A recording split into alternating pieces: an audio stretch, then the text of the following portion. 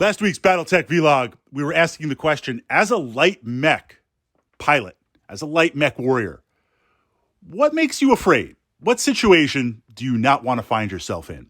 And in exploring that, we're going to jump to mediums. We're going to look at heavies. We're going to look at what makes an assault mech scared. And of course, with assault mechs, the question is, I can scare you as an assault mech warrior pilot. I can make you fear. But is it worth the battle value that I would have to throw at you in order to do that? Maybe, maybe not. Sometimes it's better to ignore that assault mech and focus on crumbling everything else. But that's a different framework tactica. If I'm a light mech pilot, and we're going to jump in just with a quick medium mech checklist of how they work. And I've covered more of medium mech tactica, and we've explored some of my favorite medium mechs on the Battletech playlist here on the channel. I've got a good amount of armor, right? We explored with light mechs. At the bare minimum, you've got the fusion reactor, you've got the heat sinks, you've got the sensors, you've got the internals. That's just a given before you even get into the game.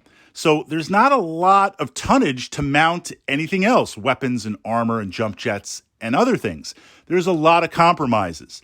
Well, now with a medium mech, you're mounting the same internals, little more space because you want to boost up the speed. It's got to push more tonnage. But now you've got some internals to work with.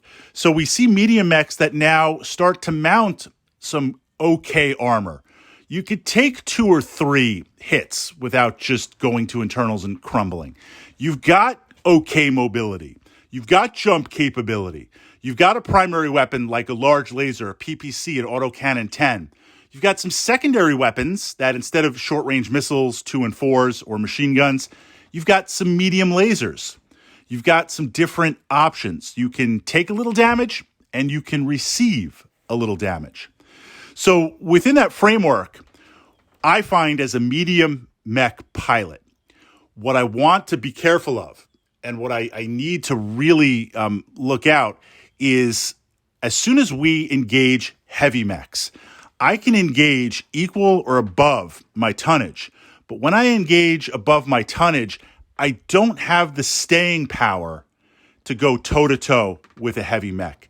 I can dance a little bit. I can weaken that heavy mech a little bit. I can score some hits and soften them up or possibly finish them off, depending on where it is in the game. But that calculation, as best I can, and I realize there's dice and modifiers and stuff like that, that calculation has to happen 2 or 3 turns. Much beyond that, I'm going to fold very, very fast. I can't eat those short-range missile hits, those medium laser hits, those PPC hits, those autocannon hits consistently, because while my weapon loadout, my weapon profile might come close to matching to a heavy mech, I don't have the armor. I don't have the armor of it, so I need to be very, very mindful. So really, any kind of general classification of heavy mech makes me a little bit scared because I'm going to be expected to hold the line, fill the gap, deal some damage, but I can't hang out there forever. Assault mechs, I'm just not going to be around at all. Light mechs, they don't make me scared, even Jenners, but this gets into an equation of, is it worth my time trying to chase down a light mech? If there's a spider and I'm in my Phoenix Hawk, I could probably try to chase it down. Or if it's a Valkyrie versus my Phoenix Hawk, I could chase that mech down. I could eventually destroy it, but how many turns is that going to take? And the difference in battle value, where my large laser, my other lasers versus, say, a spider medium laser, things that aren't shooting, I'm not spending that battle value necessarily efficiently. Do I want to chase it down? Now, obviously, if we're in a lineup in a lance, everyone's going to try to gang up on the lighter mech, right? The mediums are going to try and gang up on the lights.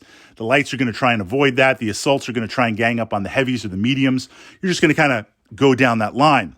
But a medium mech, now you have a little bit of room that you could take some damage. You could take some maneuverability. You could try to get into position. You could build some heat. You could fire off some stuff. But you don't have the staying power of a heavy mech. You never will, even as we move up to the heavier medium mech configurations. So what makes me scared as a medium mech pilot is when Mech Command is like, Fritz, get in there and dance with that Marauder. And I'm like, Really? Can I get some backup? Can I get some of those hovers coming in, or those warriors walking up the flank? Can like I get some support? No, just dance them with them a bit. You can take a PPC hit. You can keep those modifiers up with jumping and stuff, and you can sink in a couple of mediums and a large laser hit. Just do it. Well, I got to follow those orders, but I don't want to be there beyond 3 or 4 turns. 2 or 3, 3 or 4. That's where I focus on. So turning it over to my fellow mech commanders, my fellow mech warriors, mech pilots across the inner sphere, most of us are going to be medium mechs because that's kind of the workhorse and the most numerous of the mechs. And I would argue the most experienced, right? The assault mechs just hang back and collect the glory and maybe once a generation participate in some grand battle, or when there's a parade in the great city, you've got those assaults walking by for the crowd. But when you got to get in there and deal with the craziness and deal with the mission and deal with all that, it's going to be that medium mech pilot that has to deal with it. So from that perspective, my fellow medium mech pilots, what scares you? What position do you not want to be in? And as Mech Command, what do we do to help you avoid that?